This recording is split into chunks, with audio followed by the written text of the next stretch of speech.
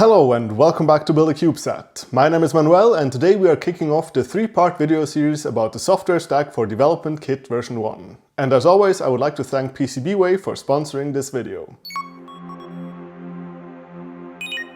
If you have seen the previous video about flight software I made a few months back, you might remember that my takeaway has been that the best tool was the one I had.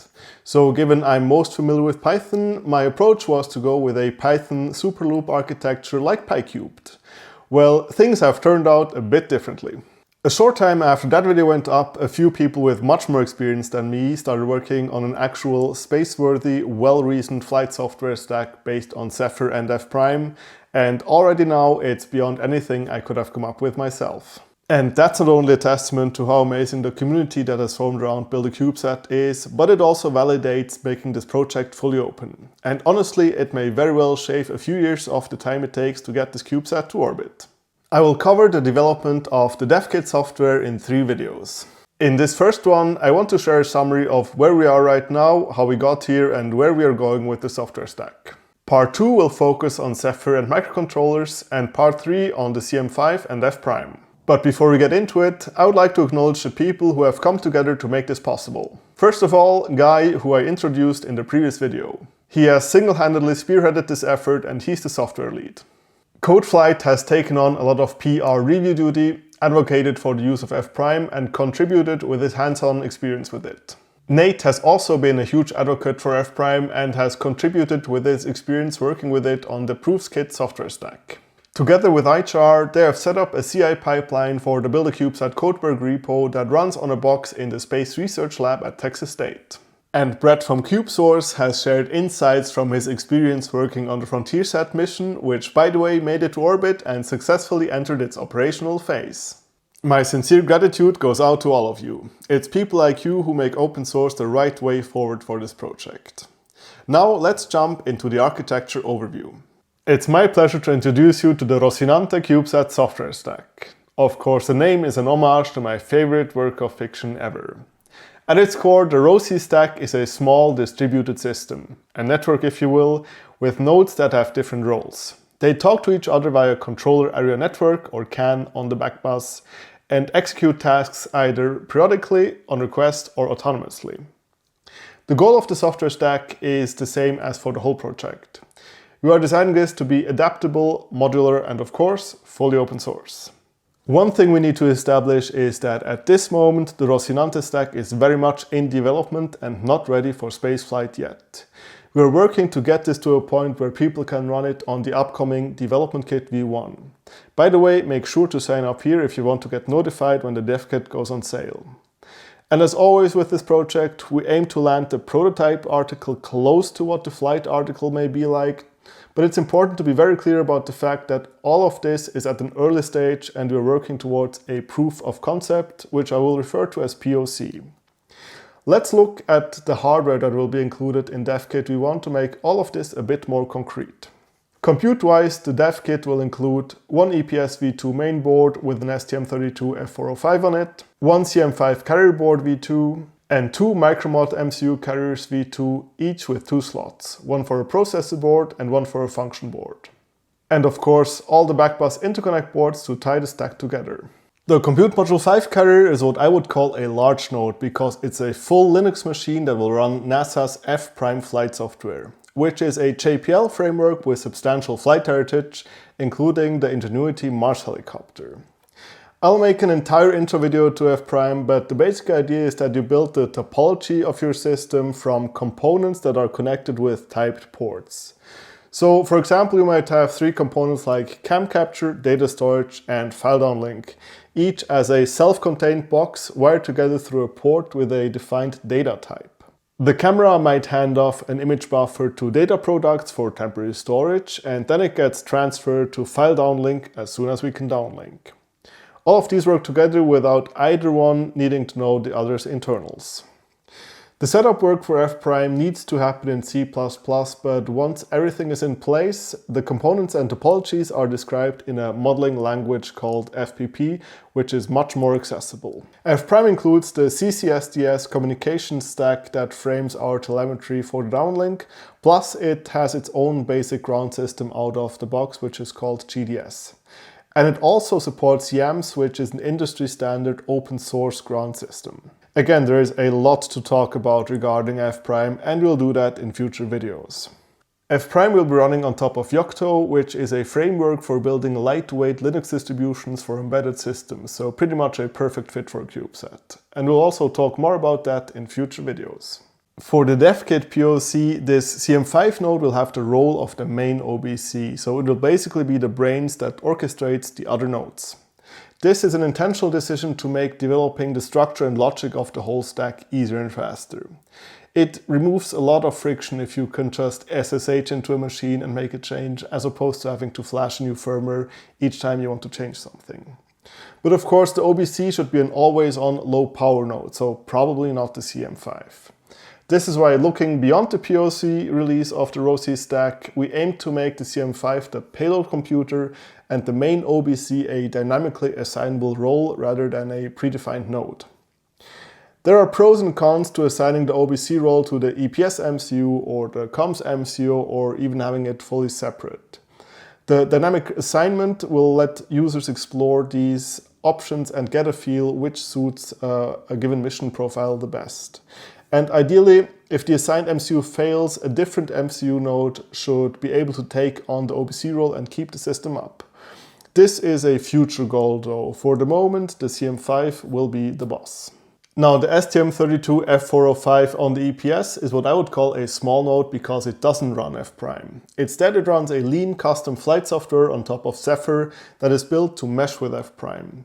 For example, it will collect and report its housekeeping data, which is health and status data about the system, and report that back to the OBC. Speaking of which, I received the EPS mainboard V2R3 samples that I talked about in the previous two videos, and just last week I built and flashed the Roci EPS firmware to it for the very first time. And it's alive and kicking. I will go through a methodical bring up with guy and report back on the testing, but I gotta say, I'm pretty excited about this blinking LED and getting a UART console over USB. And also, at this point, I want to mention that PCBWay has once again done a great job with these boards. As I have talked about in the previous pair of videos, I had these boards both fabricated and assembled by them, and they helped me navigate this process every step of the way. I'm very happy with how these turned out, and I'd like to thank PCBWay not only for doing a beautiful job, but also for their continued support of this project. If you have got a project of your own, you can upload your designed files at pcbway.com and get a quote in no time. I can fully recommend checking them out, and you will find a referral link that will get you $5 off your first order in the description. And with that, let's talk more about what is running on this board right now. Zephyr is a modern embedded operating system rather than a bare-bones RTOS. It gives you a declarative device tree to describe your hardware, a proper driver model, and the West build tool, which together let the same application target wildly different boards, and that is exactly where the two MCU Carrier Boards come in. These will be MicroMod compatible, which means that you can outfit them with one processor board and one function board. I will put up a list of Sparkfun processor boards that are supported by Zephyr here. And as a side note, there is a very interesting third-party processor board project by Christian Hirsch, which is built around the Nordic NRF 9151, which opens the door to experimenting with non-terrestrial network comms.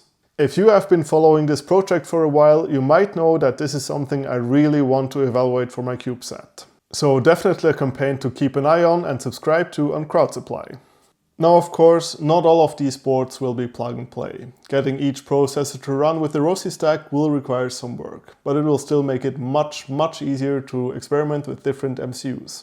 For the dev kit, we will support the STM32F405 processor board, which is the same MCU as on the EPS. And on the function board side, we aim to support the LoRa, GNSS, and LTE function boards. As MicroMod is an open standard, one of the function boards I'll want to design in the very near future is a UHF radio, so people can experiment in the frequency band that most CubeSats actually use. Down the line, my plan is to do a SatNox comms respin for a space-grade radio, but a function board that supports the 435 to 438 MHz range should be a handy stopgap. So depending on how you populate the MCU carriers, the dev kit runs anywhere from 1 to 3 small nodes. The EPS is always there and the 2 carriers are yours to configure. There is, of course, a lot more to say about Zephyr and how we use it, and that's exactly what we will do in the next software video.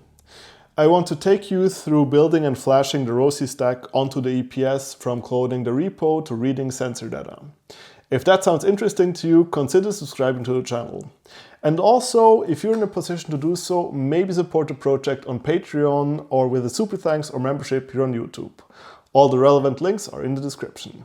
Looking at the interboard comes next, we use 2 redundant CAN buses per physical bacBus to tie the stack together. CAN is the right choice here because it's rugged, fault tolerant and has a lot of space heritage. On top of CAN, we run CubeSat Space Protocol or CSP, which gives every node an address and handles routing, fragmentation and peer-to-peer messaging. And CSP even ships as an official Zephyr module. The secondary bus is currently a fallback if the primary goes down, but in the future we want to add monitoring so that the secondary can fail back when the primary is back up. But also the user should really be able to choose whether they want to use the secondary for redundancy or as a completely separate bus, for example dedicated to payload data. These are features that are on the roadmap for after the POC release. On top of CSP we layer a small set of services we borrowed straight from SpaceCAN. We have the heartbeat, time distribution and housekeeping.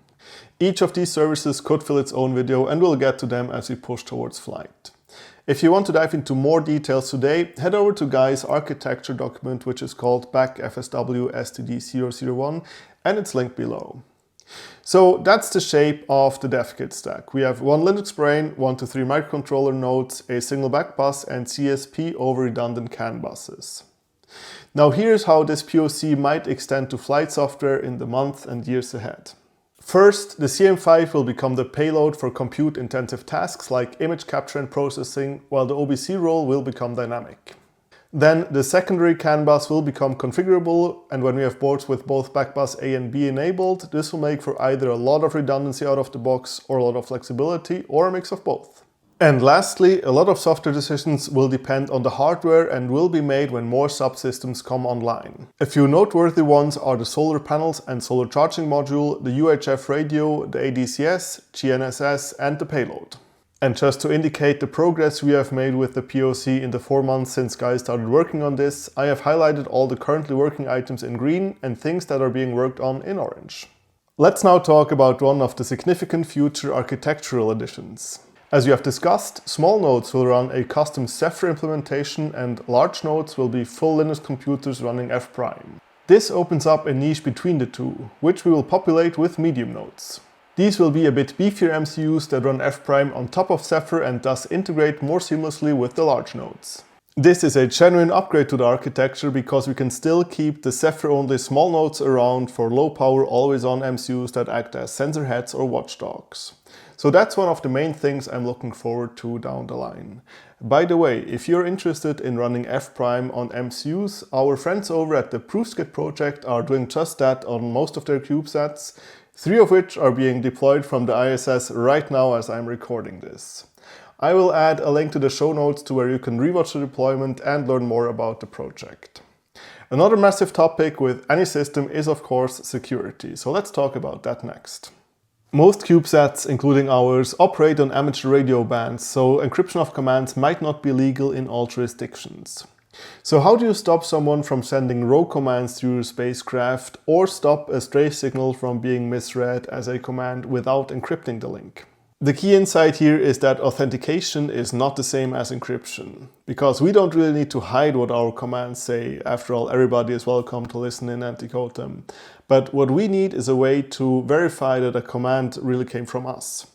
So the trick is to attach a small cryptographic tag to each command, which is computed with a secret key that only legitimate users hold. Anyone can read the command, but nobody can forge the tag without having access to the key. That keeps us firmly on the right side of amateur radio regulations while locking out bad commands. The approach we are converging on for flight has three elements. First, a tag on every command calculated with a standard called AES CMAC. Second, a sequence number, so an old command can't be recorded and played back. And third, a secret key that gets loaded onto the hardware right before integration. This whole approach came out of a very insightful discussion on our issue tracker and on Discord, with Nate sharing hard-won experiences from proofs and several community members who dug up the exact regulatory references and provisioning ideas. And that, my friend, is open source working exactly as it should. The POC release will keep things pragmatic regarding security, because for working with this on a bench, we don't need to lock everything down just yet. The priority right now is to get to a working stack. But we are very aware that flight needs this, and we're tracking it carefully so it's ready when the time comes. I've said it a few times already, but this project really lives and dies by its community. So if working on the Roci stack sounds like fun to you, please consider getting involved. The most valuable help right now comes from people who know Zephyr, Fprime, or flight software in general, especially for reviewing pull requests, which is a big job and a great way to contribute if you've got experience.